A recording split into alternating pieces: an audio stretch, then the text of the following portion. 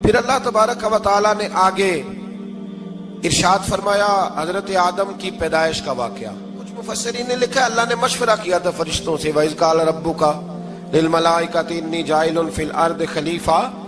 لیکن کچھ مفسرین کہتے ہیں کہ اللہ کو ضرورت نہیں فرشتوں سے مشورہ کرنے کی. اللہ نے فرشتوں سے مشورہ نہیں کیا بلکہ رب نے انہیں آگاہ فرمایا تھا کہ میں لگا ہوں زمین پہ اپنا نائب بنانے, میں خلافت دینے لگا ہوں زمین پہ. اب یہ تو دینے والی کی مرضی ہے نا اس نے کس کو دینی ہے, یہ تو دینے والے کی مرضی ہے نا اس نے. تو کچھ لوگ کہتے ہیں کہ دینے والے سے زیادہ ہمیں پتہ ہے.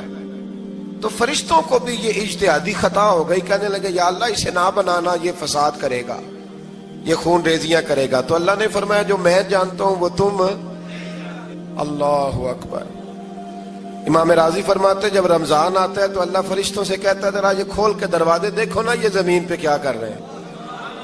تم تو کہتے تھے فساد کریں گے اور یہ سارے تراویحاں پڑھ رہے ہیں. تم تو گویا کہتے تھے فساد کریں گے اور یہ تو دیکھو گویا رمضان کے روزے رکھ رہے ہیں, یہ تو میری یاد میں نکلے ہوئے. تم کچھ کہتے تھے اور دیکھو میں نے تمہیں کہا تھا نا جو میں جانتا ہوں وہ تم. اللہ نے پھر حضرت آدم علیہ السلام کو تمام زمانے کے علوم عطا کیے, علم سکھا لیا. تو فرشتوں سے کہا تم بھی ان چیزوں کے نام بتاؤ, تو وہ بتا سکے نہیں. اللہ نے فرمایا اب اس طرح کرو آدم کو سجدہ کرو. سب نے سجدہ کیا سوائے وہ. کہنے لگا یا اللہ صرف تجھے ہی کرنا ہے, کرنا بھی صرف اللہ کو چاہیے پر رب کے آگے بھی جھکنا چاہیے, اور جس کے سامنے رب جھکائے نا وہاں بھی. اور یہ جو عاجزی ہے نا, یہ جو جھکنا ہے یہ علم کے آگے ہے. ہماری مصیبت یہ ہے کہ ہم علم کے آگے بھی گردن جھکانے کو تیار نہیں ہوتے, وہاں بھی ہم خود عالم فاضل بن جاتے ہیں. تو فرمایا کہ سب سے کہا سجدہ کرو, سب نے سجدہ کیا سوائے ابلیس کے. تو پھر ہوا کیا وکان من الکافرین, وہ کافروں میں سے ہو گیا. پھر اللہ نے حضرت آدم کو اور جناب حوا کو نا مقام دے دیا جنت میں رہنے کے لیے, اور کہا سارا کچھ کھانا, درخت کے قریب نہ جانا. ابھی آپ کسی سے کہہ دیں تھوڑا سا کہ پیچھے نہ دیکھنا, یعنی اگر میری سمجھ لیں ادب کی وجہ سے کوئی 1.5-2 منٹ یا 6 منٹ نہیں بھی نہ دیکھے گا تو سوچے گا ضرور کہ پتہ نہیں اب پیچھے کیا ہے, مصیبت کیا ہے. یعنی آپ کہہ کے دیکھ لیں کسی کو پیچھے نہ دیکھنا, فطرت ہے نا انسان کی, وہ جستجو کرتا ہے کہ اس درخت کے پاس نہ جانا. تو حضرت حوا سلام اللہ علیہ کہتے ہیں دل میں خیال رہتا تھا کہ آخر ہے کیا درخت کے پاس. یہی انسان کا عقیدہ توحید ہے کہ جہاں سے رب منع کر دے وہاں وہ منع ہو جائے. اور یہ ان کی خطا نہیں تھی, یہ اللہ کی حکمت تھی, چونکہ رب نے تو پہلے کہہ دیا تھا بنایا ہی زمین کے لیے, تو یہ تو سارا کچھ ہونا تھا تو زمین پہ آنا تھا نا. تو حضرت حوا اور جناب آدم کے پاس شیطان آیا, اب اس کو نکال تو دیا تھا پر ابھی اس کا جنت میں آنا جانا بند نہیں ہوا تھا, یہ بھی اللہ کی حکمت تھی. تو وہ کہنے لگا تمہیں پتہ ہے بعد میں مر جاؤ گے. تو حضرت حوا کہنے لگی کیا موت بھی آئے گی؟ کہاں, اس کی تکلیف بھی بڑی ہوگی, تو پھر بچیں گے کیسے؟ تو کہنے لگے پھل کھا لو اس درخت کا. تو بچنے کے لیے پھل کھایا تھا. جس طرح لوگ آج بہت سارے کام بچنے کے لیے کرتے ہیں پر بچ سکتے, بچنے کے لیے پھل کھایا. تو اللہ نے فرمایا زمین پہ چلے جاؤ. تو حضرت آدم زمین پہ آئے, پھر کئی 100 سال روتے رہے. فَتَلَقَّى آدَمُ مِن رَبِّهِ کَلِمَاتٍ. تو پھر اللہ نے خود ہی جناب آدم کو کچھ کلمے سکھائے. علامہ اسماعیل حقی فرماتے ہیں وہ کلمے یہ تھے کہ حضرت آدم نے میرے نبی کا وسیلہ پیش کیا, اللہ کریم نے جناب آدم کی دعا کو مقبول فرما لیا. پھر آگے بنی اسرائیل کا ذکر آ جاتا ہے. اللہ تعالیٰ نے بنی اسرائیل, آج آپ اسی قوم کو یہودی کہتے ہیں, ان کو اللہ نے اس زمانے میں فضیلت عطا کی تھی بہت زیادہ. تو عرب کے اندر جب نبی پاک علیہ السلام نے اعلان نبوت کیا تو کچھ لوگوں نے یہ کہہ دیا کہ اگر یہ یہودی کلمہ پڑھ لیں گے تو ہم بھی پڑھ لیں گے. تو پھر اللہ نے انہیں یاد کرایا کہ تم اصل میں کیا ہو, تمہیں کلمہ پڑھنا چاہیے. تو اہل یہود کا تذکرہ کرتے کرتے رب کریم نے ایک بات یہ بھی ارشاد فرمائی کہ تم لوگوں کو تو کہتے رہے ہو کہ وہ نبی آنے والے ہیں, وہ نبی آنے والے ہیں, اور جب آ گئے ہیں تو ماننے کو تیار نہیں ہو. تو فرمایا تأمرون الناس بالبر وتنسون انفسکم وانتم تتلون الکتاب. لوگوں کو بھلائی کا حکم دیتے ہو اور اپنے آپ کو بھول جاتے ہو. افلا تعقلون, تمہیں عقل نہیں؟ پھر اللہ نے انہیں یہ بھی یاد کرایا کہ یاد کرو وہ زمانہ کہ جب فرعون نے خواب دیکھ لیا تھا کہ کوئی بچہ اس کی سلطنت کو تباہ کرے گا تو پھر اس نے تمہارے بچوں کو ذبح کرانا شروع کیا اور تمہاری بیٹیوں کو چھوڑتا تھا. فرمایا یہ بھی تو تم نے دیکھا. میں نے تمہیں پھر تم سے کہا جہاد کرو قوم عمالقہ کے خلاف, تو مقام طیہ میں جا کے یہ لوگ کہنے لگے ہم سے جہاد نہیں ہوتا. اللہ نے انہیں ایک میدان میں قید کر دیا. بڑی دلچسپ بات, قید تو لوگ ہوتے ہیں نا چار دیواری میں, تو اللہ نے بنی اسرائیل والوں کو جب انہوں نے کہا ہم جہاد نہیں کریں گے تو اللہ نے میدان میں قید کر دیا. میدان میں, یہ یاد رکھیں, جب انسان اللہ کی نافرمانی کرتا ہے تو اسے ایسی قید ملتی ہے جس کا اس نے تصور بھی نہیں کیا ہوتا. ایک میدان ہے مقام طیہ, قید ہو گئے. سارا دن سفر کرتے تھے, سارا دن, تو رات کو تھک کے سوتے تھے, صبح اٹھتے تھے نا جب, تو وہیں ہوتے تھے جہاں کل صبح چلے تھے. تو رب جب کسی کو قیدی بناتے ہیں تو اسے زنجیروں کی سلاخوں کی ضرورت. دعا فرمائے اللہ تبارک و تعالی غموں سے نجات عطا فرمائے. یہ دعا فرمائے, ایسی قید دیتا ہے کہ جس سے پھر چھٹکارا ہو سکتا. تو بنی اسرائیل کا بہت زیادہ تذکرہ اس بارے میں اللہ تبارک و تعالی نے پھر بیان کیا, اور پھر کہا کہ انہیں جو حکم دیا جاتا تھا یہ اس کی سرتابی کرتے تھے. پھر اللہ نے ان پر ذلت نازل کر دی اور یہ ہمیشہ اس کا شکار رہے. قوم سبت کا ذکر فرمایا اللہ نے. ہفتے والے دن کچھ لوگ نافرمانی کرتے تھے. ہمارے بھی ہیلے بہانے ہیں نا آج کل کاروبار میں. تو اسی سپارے کی آیت نمبر 65 کے اندر اللہ تعالیٰ نے حضرت داؤد کی قوم کا ذکر کیا کہ اللہ نے انہیں حکم دیا تھا کہ ہفتے والے دن مچھلیاں نہیں پکڑنی. تو وہ کہتے تھے چلو ہاتھ لگا کے نہیں پکڑنی, ہاتھ لگا کے. وہ ہمارے لوگ ہیلے بہانے تلاش کر لیتے ہیں نا. وہ بڑے جناب انشورنس والا آ گیا, اب وہ بینک والا آ گیا, وہ فلانے صاحب آ گئے, وہ تروڑ مروڑ کے کہانیاں باتیں, اور پھر ہمیں بھی رستے مل جاتے ہیں بچنے کے. مفتی صاحب نے کہہ دیا تھا, ایک مولانا سے میں نے ان کو کہا ہفتے والے دن مچھلیاں نہیں پکڑنے کا. نہیں پکڑتے, چھوٹے چھوٹے حوض بنا لیے. تو مچھلیاں زیادہ آتی تھی اس دن, یہ بھی اللہ کی قدرت تھی. نماز کے وقت گاہک زیادہ آتے ہیں, یہ اس کی قدرت ہوتی ہے. تو وہ مچھلیاں حوض میں جمع ہو جاتی ہیں. یوں سمجھ لیں کہ جال انہوں نے لگا لیے ہوئے تھے, تو جال میں وہ پھنستی رہتی تھی, حوضوں میں آتی رہتی تھی. ہفتے کو نہیں پکڑتے تھے, اتوار کو پکڑ لیتے تھے. تو پھر اللہ نے انہیں سزا دی. فرمایا تماشے کرتے ہو اللہ کے حکم کے ساتھ. کیا سزا دی؟ فَقُلْنَا لَهُمْ كُونُوا قِرَادَةً خَاسِئِينَ. فرمایا بندر بن جاؤ دھتکارے ہوئے. جو رزق حرام طریقے سے کماتے تھے رب انہیں بندر بنا دیتا تھا. ابھی بھی میں نے دیکھے ہیں بڑے بڑے تاجر پاگلوں جیسی زندگی گزار رہے ہیں. نفسیاتی طور پہ سکون نہیں ہے, کروڑوں روپیہ پڑا ہے. کیوں؟ اس لیے کہ رب کے بتائے ہوئے طریقے کے مطابق تجارت نہیں کرتے. آگے ایک اور دلچسپ بات آ گئی. بنی اسرائیل کے اندر نا ایک شخص نے اپنے چچا کو قتل کر دیا جائیداد کے لیے. یہ دیکھیں کب سے لوگ جائیداد کے لیے قتل کرتے آ رہے ہیں.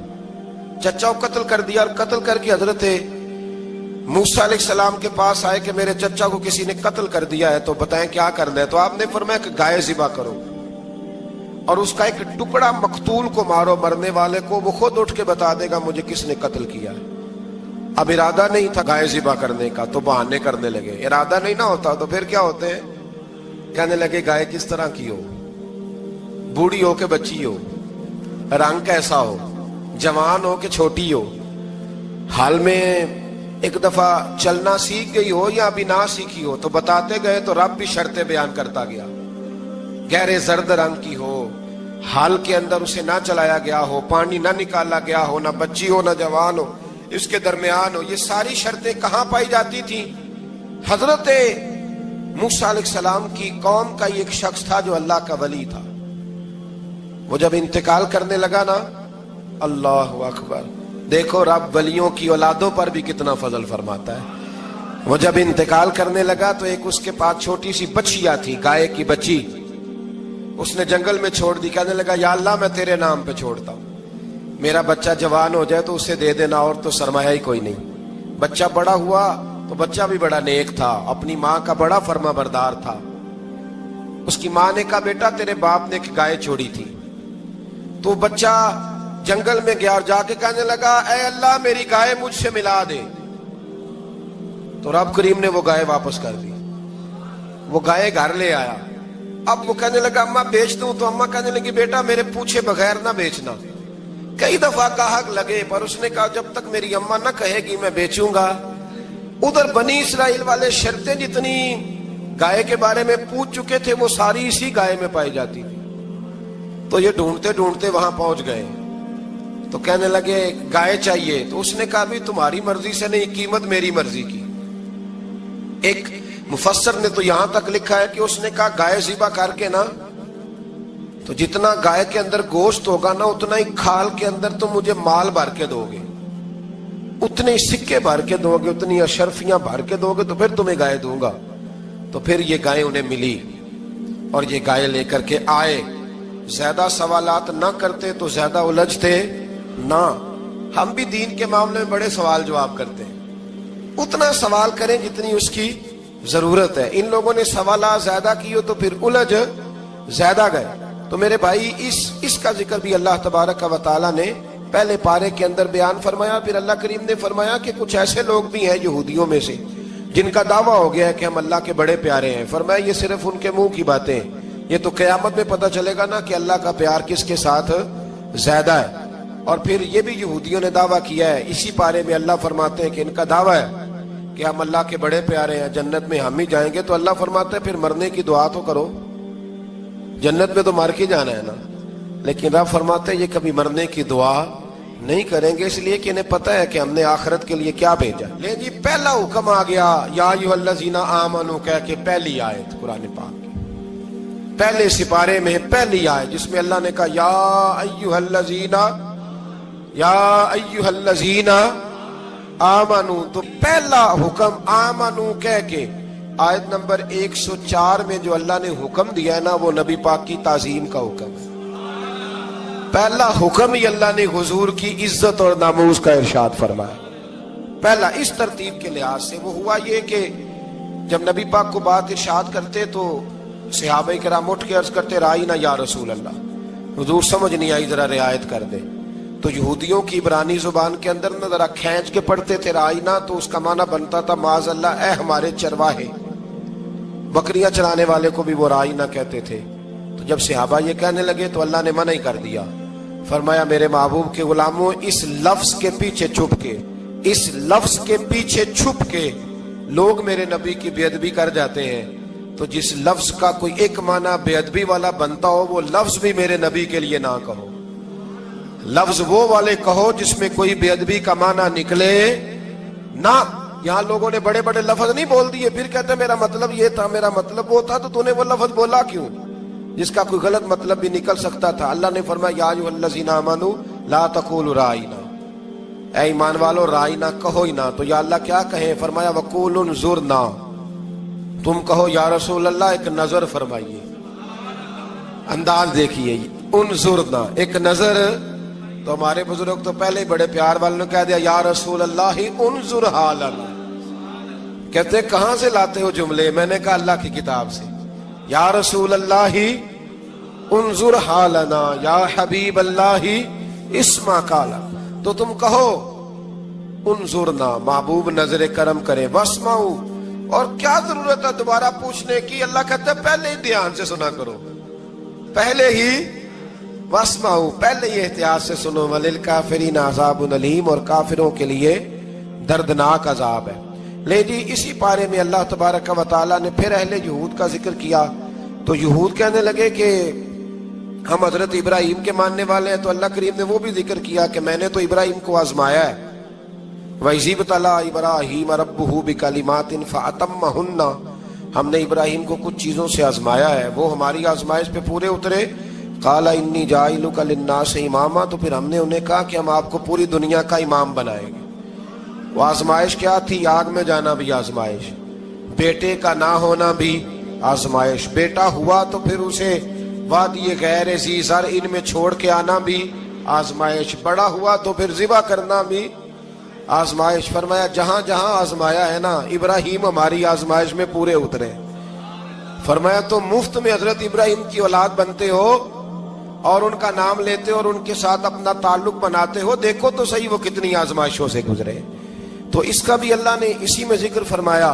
اور پھر وہ بات کرتے تھے حضرت याकूब की और हजरत इसहाक की, तो फरमाया वो तो हमारे इतने खास बंदे थे कि विसाल के वक्त भी उन्होंने अपनी औलादों को नसीहत फरमाई थी कि अल्लाह की तौहीद पे कायम रहना।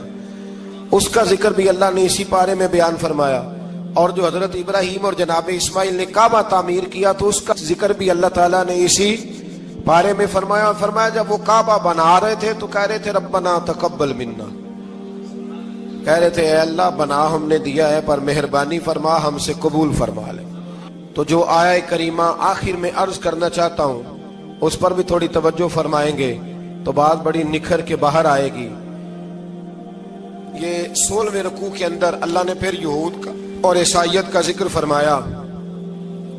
तो अल्लाह करीम ने एक बात इरशाद फरमाई, यहूदियों के यहाँ जब कोई बच्चा पैदा होता था पीले रंग के साथ उसको रंगते थे, या कोई खास रंग था उनका, बच्चा पैदा होता तो उस पर वो रंग चढ़ाते कि ये जी हमारे मजहब का रंग है। हमारे यहाँ भी रस्में है ना अपनी अपनी, माज़अल्लाह अपनी अपनी नहीं होनी चाहिए, अल्लाह रसूल का हुक्म होना चाहिए। तो यहूदियों के यहाँ बच्चा पैदा होता तो एक खास रंग चढ़ाते, ईसाइयों के यहाँ पैदा होता तो वो भी एक खास रंग चढ़ाते। तो मुसलमानों के यहाँ बच्चे पैदा हुए तो उन्होंने भी तवज्जो की कि ये क्या हो रहा है। तो रब करीम ने फरमाया सिबगत अल्लाह, रंग अल्लाह का ही है।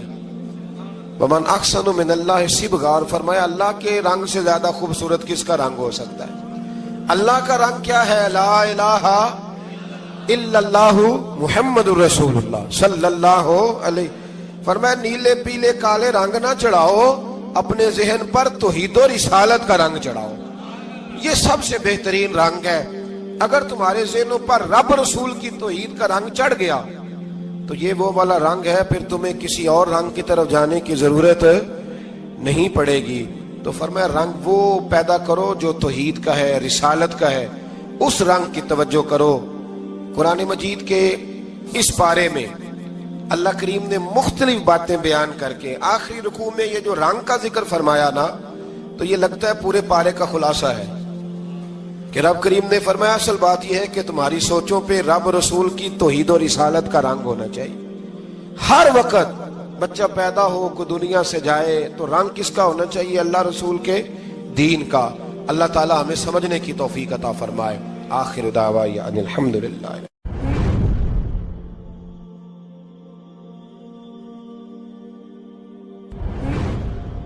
अल्लाह ताला ने इंसान को याद कराया है कि तूने इबादत अपने रब की करनी है। और फरमाया रब तुम्हारा वो है जिसने तुम्हारे लिए जमीन को फर्श बनाया है, आसमान को छत बनाया है, और आसमान से पानी बरसा के तो जमीन से फल उगाए हैं, रिज़्क़ल लकुम, वो भी तेरे खाने के लिए उगाए हैं। वो जो आसमान से बारिश बरसा के जमीन से सब्ज़ फल उगाए हैं तो वो भी तेरे लिए। जब सारा कुछ तेरे लिए बनाया तो तू भी तो इबादत करना अपने रब की, फिर किसी को उसका शरीक ना ठहरा। एक चैलेंज भी किया कुरान मजीद ने इस रुकू के अंदर। कहा करते थे मक्के के लोग कि आप कुरान मजीद की आयतें नबी करीम अलैहिस्सलाम से कहा करते थे कि माज़अल्लाह आप खुद बनाते हैं, बना बना के लाते हैं। तो अल्लाह करीम ने फरमाया व इन कुंतुम फी रैबिम मिम्मा नज़्ज़लना अला अब्दिना फ़अतू बिसूरतिन मिन मिस्लिही, अगर तुम्हें शक हो ना इसमें जो हमने बंदा खास पे नाजिल किया है तो तुम भी इस जैसी एक सूरत बना के लाओ। पढ़े लिखे तो तुम भी हो ना, मक्के में तुम भी रहते हो, तो एक सूरत बना के लाओ। कुरान मजीद हमसे छीना गया है साजिश के तहत, इसलिए कि जिस कौम को कुरान आ जाता है ना फिर कोई काफिर उसका मुकाबला नहीं कर सकता। देखे ना, अगर काफिरों के पास जवाब होता कुरान पाक का तो बदर और ओहद में ना कोई आयत बना के लाते, कुरान के मुकाबले की तलवारें लेके ना आते। उनके पास जवाब ही नहीं था। और कयामत तक किसी काफिर के पास कुरान मजीद का कोई जवाब, कुरान का कोई जवाब, कसम अल्लाह की जवाब कोई नहीं कुरान का, इसका कोई जवाब नहीं। क्या बात है कुरान पाक की। वो एक दफा मुसलमान कज़्ज़ाब बेईमान कहने लगा मैंने बना लिया है कुरान पाक का जवाब। माज़अल्लाह, जवाब क्या बनाया, वो सूरत है ना अलकारिया तुम अलकारिया वमा अदराका मलकारिया, खड़खड़ाने वाली क्या है, खड़खड़ाने वाली तुम्हें क्या पता क्या है खड़खड़ी, क़यामत का जिक्र है।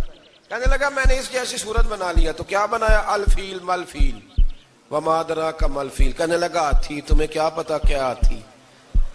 تم کیا جانو کیا ہاتھی؟ تو پاس جو اس کے اپنے بیٹھے تھے نا چیلے، وہ کہنے لگے چپ کر جا، سارے زمانے کو پتہ ہے ہاتھی کیا ہوتا ہے. وہ پاگل ہے، اس کے 2 کان ہوتے ہیں، ایک سونڈ ہوتی ہے، 4 اس کے پیر ہوتے ہیں. بیوقوف آدمی، قرآن کا مقابلہ کرنا ہے تو کچھ چج کے ساتھ کر. پاگلوں کی طرح مقابلہ کرے گا، جوتے کھائے گا بھی، ہمیں بھی پڑھوائے گا. تو قرآن مجید کا کوئی مقابلہ کر سکا؟ تو اس آیہ مبارکہ میں اللہ نے کافروں کو یہ کہا اگر مقابلہ نہیں کر سکتے تو پھر اللہ سے ڈرو، ورنہ دوزخ میں ڈالے جاؤ گے، وہ جس کا ایندھن آدمی اور پتھر ہے، اور بنائی بھی کافروں کے لیے گئی ہے. اعدت للکافرین، جہنم کس کے لیے بنائی گئی ہے؟ کافروں اور منافقوں کے لیے. مسلمانوں کے لیے بنائی گئی. مسلمان مرضی سے چھلانگے لگائیں تو ان کی موج ہے، ورنہ ان کے لیے جہنم، ان کے لیے اللہ نے جنت بنائی ہے.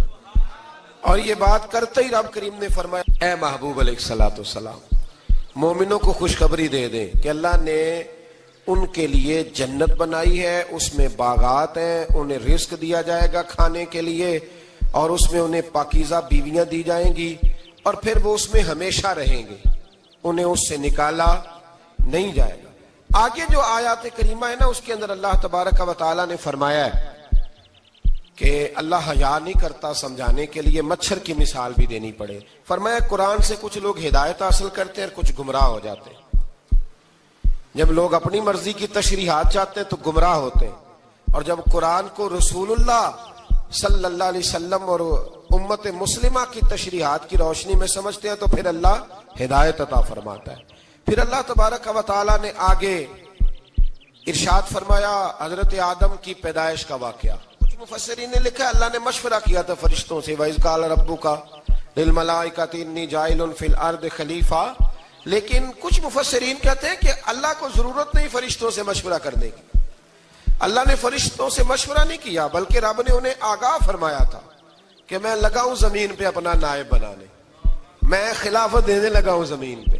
اب یہ تو دینے والی کی مرضی ہے نا، اس نے کس کو دینی ہے، یہ تو دینے والے کی مرضی ہے نا اس نے.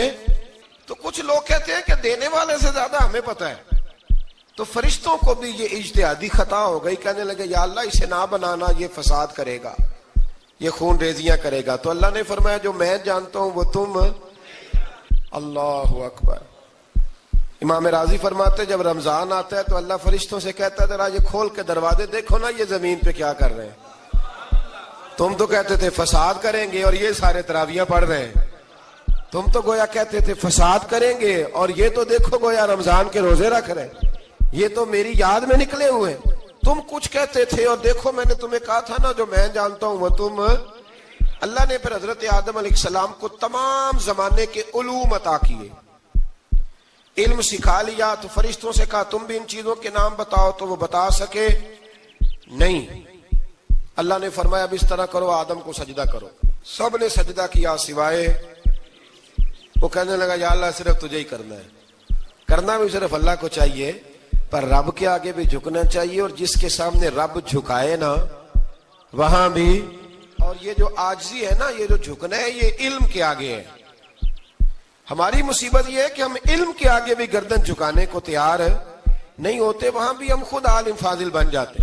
تو فرمایا کہ سب سے کہا سجدہ کرو، سب نے سجدہ کیا سوائے ابلیس کے. تو پھر ہوا کیا وکان من الکافرین، وہ کافروں میں سے ہو گیا. پھر اللہ نے حضرت آدم کو اور جناب حوا کو نا مقام دے دیا جنت میں رہنے کے لیے، اور کہا سارا کچھ کھانا، درخت کے قریب نہ جانا.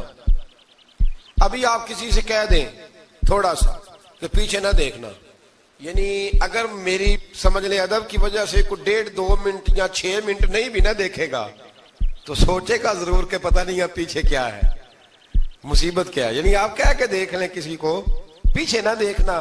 فطرت ہے نا انسان کی، وہ جستجو کرتا ہے، کہا اس درخت کے پاس نہ جانا. تو حضرت حوا سلام اللہ علیہ کہتے ہیں دل میں خیال رہتا تھا کہ آخر ہے کیا درخت کے پاس. یہی انسان کا عقیدہ توحید ہے کہ جہاں سے رب منع کر دے وہاں وہ منع ہو جائے. اور یہ ان کی خطا نہیں تھی، یہ اللہ کی حکمت تھی، چونکہ رب نے تو پہلے کہہ دیا تھا بنایا ہی زمین کے لیے، تو یہ تو سارا کچھ ہونا تھا تو زمین پہ آنا تھا نا.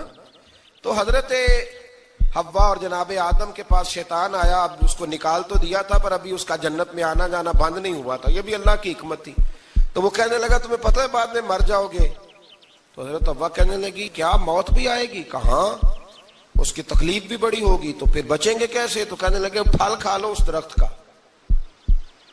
تو بچنے کے لیے پھل کھایا تھا. جس طرح لوگ آج بہت سارے کام بچنے کے لیے کرتے ہیں پر بچ سکتے، بچنے کے لیے پھل کھایا تو اللہ نے فرمایا زمین پہ چلے جاؤ. تو حضرت آدم زمین پہ آئے، پھر کئی 100 سال روتے رہے. فَتَلَقَّى آدَمُ مِن رَبِّهِ کلمات، تو پھر اللہ نے خود ہی جناب آدم کو کچھ کلمے سکھائے. علامہ اسماعیل لکی فرماتے ہیں وہ کلمے یہ تھے کہ حضرت آدم نے میرے نبی کا وسیلہ پیش کیا، اللہ کریم نے جناب آدم کی دعا کو مقبول فرما لیا. پھر آگے بنی اسرائیل کا ذکر آ جاتا ہے. اللہ تعالیٰ نے بنی اسرائیل، آج آپ اسی قوم کو یہودی کہتے ہیں، ان کو اللہ نے اس زمانے میں فضیلت عطا کی تھی بہت زیادہ. تو عرب کے اندر جب نبی پاک علیہ السلام نے اعلان نبوت کیا تو کچھ لوگوں نے یہ کہہ دیا کہ اگر یہ یہودی کلمہ پڑھ لیں گے تو ہم بھی پڑھ لیں گے. تو پھر اللہ نے انہیں یاد کرایا کہ تم اصل میں کیا ہو، تمہیں کلمہ پڑھنا چاہیے. تو اہل یہود کا تذکرہ کرتے کرتے رب کریم نے ایک بات یہ بھی ارشاد فرمائی کہ تم لوگوں کو تو کہتے رہے ہو کہ وہ نبی آنے والے ہیں، وہ نبی آنے والے ہیں، اور جب آ گئے ہیں تو ماننے کو تیار نہیں ہو. تو فرمایا تأمرون الناس بالبر وتنسون انفسکم وانتم تتلون الکتاب، لوگوں کو بھلائی کا حکم دیتے ہو اور اپنے آپ کو بھول جاتے ہو. افلا تعقلون، تمہیں عقل نہیں؟ پھر اللہ نے انہیں یہ بھی یاد کرایا کہ یاد کرو وہ زمانہ کہ جب فرعون نے خواب دیکھ لیا تھا کہ کوئی بچہ اس کی سلطنت کو تباہ کرے گا، تو پھر اس نے تمہارے بچوں کو ذبح کرانا شروع کیا اور تمہاری بیٹیوں کو چھوڑتا تھا. فرمایا یہ بھی تو تم نے دیکھا، میں نے تمہیں پھر تم سے کہا جہاد کرو قوم عمالقہ کے خلاف، تو مقام طیہ میں جا کے یہ لوگ کہنے لگے ہم سے جہاد نہیں ہوتا. اللہ نے انہیں ایک میدان میں قید کر دیا. بڑی دلچسپ بات، قید تو لوگ ہوتے ہیں نا چار دیواری میں، تو اللہ نے بنی اسرائیل والوں کو جب انہوں نے کہا جہاد نہیں کریں گے تو اللہ نے میدان میں قید کر دیا. میدان میں، یہ یاد رکھیں، جب انسان اللہ کی نافرمانی کرتا ہے تو اسے ایسی قید ملتی ہے جس کا اس نے تصور بھی نہیں کیا ہوتا. ایک میدان ہے مقام طیہ، قید ہو گئے، سارا دن سفر کرتے تھے، سارا دن، تو رات کو تھک کے سوتے تھے، صبح اٹھتے تھے نا جب، تو وہیں ہوتے تھے جہاں کل صبح چلے تھے. تو رب جب کسی کو قیدی بناتا ہے تو اسے زنجیروں کی، سلاخوں کی ضرورت ہے. دعا فرمائے اللہ تبارک و تعالی غموں سے نجات عطا فرمائے. یہ دعا فرمائے، ایسی قید دیتا ہے کہ جس سے پھر چھٹکارا ہو سکتا. تو بنی اسرائیل کا بہت زیادہ تذکرہ اس پارے میں اللہ تبارک و تعالی نے پھر بیان کیا، اور پھر کہا کہ انہیں جو حکم دیا جاتا تھا یہ اس کی سرتابی کرتے تھے. پھر اللہ نے ان پر ذلت نازل کر دی اور یہ ہمیشہ اس کا شکار رہے. قوم سبت کا ذکر فرمایا اللہ نے.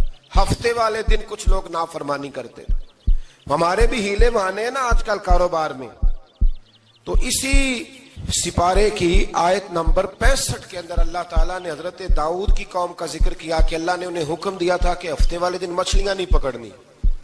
تو وہ کہتے تھے چلو ہاتھ لگا کے نہیں پکڑنی، ہاتھ لگا کے.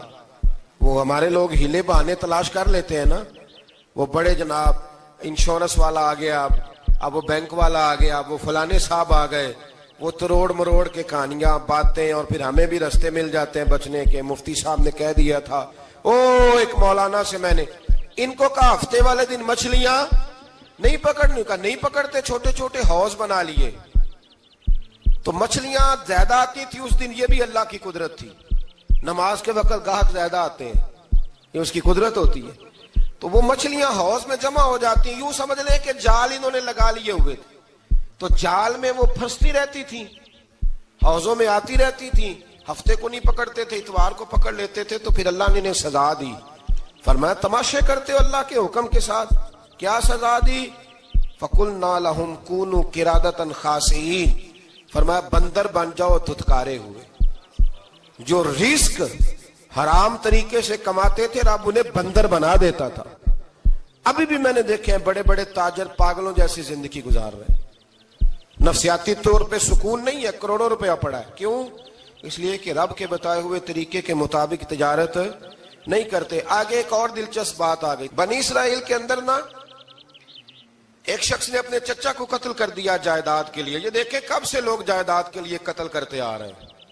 چچا کو قتل کر دیا، اور قتل کر کے حضرت موسیٰ علیہ السلام کے پاس آئے کہ میرے چچا کو کسی نے قتل کر دیا ہے تو بتائیں کیا کرنا ہے. تو آپ نے فرمایا کہ گائے ذبح کرو اور اس کا ایک ٹکڑا مقتول کو مارو, مرنے والے کو, وہ خود اٹھ کے بتا دے گا مجھے کس نے قتل کیا ہے. اب ارادہ نہیں تھا گائے ذبح کرنے کا تو بہانے کرنے لگے. ارادہ نہیں نہ ہوتا تو پھر کیا ہوتے ہیں, کہنے لگے گائے کس طرح کی ہو, بوڑھی ہو کہ بچی ہو, رنگ کیسا ہو, جوان ہو کہ چھوٹی ہو, حال میں ایک دفعہ چلنا سیکھ گئی ہو یا ابھی نہ سیکھی ہو. تو بتاتے گئے تو رب بھی شرطیں بیان کرتا گیا. گہرے زرد رنگ کی ہو, حال کے اندر اسے نہ چلایا گیا ہو, پانی نہ نکالا گیا ہو, نہ بچی ہو نہ جوان ہو, اس کے درمیان ہو. یہ ساری شرطیں کہاں پائی جاتی تھیں؟ حضرت موسیٰ علیہ السلام کی قوم کا ایک شخص تھا جو اللہ کا ولی تھا. وہ جب انتقال کرنے لگا نا, اللہ اکبر, دیکھو رب ولیوں کی اولادوں پر بھی کتنا فضل فرماتا ہے. وہ جب انتقال کرنے لگا تو ایک اس کے پاس چھوٹی سی بچیا تھی, گائے کی بچی, اس نے جنگل میں چھوڑ دی. کہنے لگا یا اللہ میں تیرے نام پہ چھوڑتا ہوں, میرا بچہ جوان ہو جائے تو اسے دے دینا, اور تو سرمایہ ہی کوئی نہیں. بچہ بڑا ہوا تو بچہ بھی بڑا نیک تھا, اپنی ماں کا بڑا فرما بردار تھا. اس کی ماں نے کہا بیٹا تیرے باپ نے ایک گائے چھوڑی تھی. تو بچہ جنگل میں گیا اور جا کے کہنے لگا اے اللہ میری گائے مجھ سے ملا دے. تو رب کریم نے وہ گائے واپس کر دی. وہ گائے گھر لے آیا. اب وہ کہنے لگا اماں بیچ دوں, تو اماں کہنے لگی بیٹا میرے پوچھے بغیر نہ بیچنا.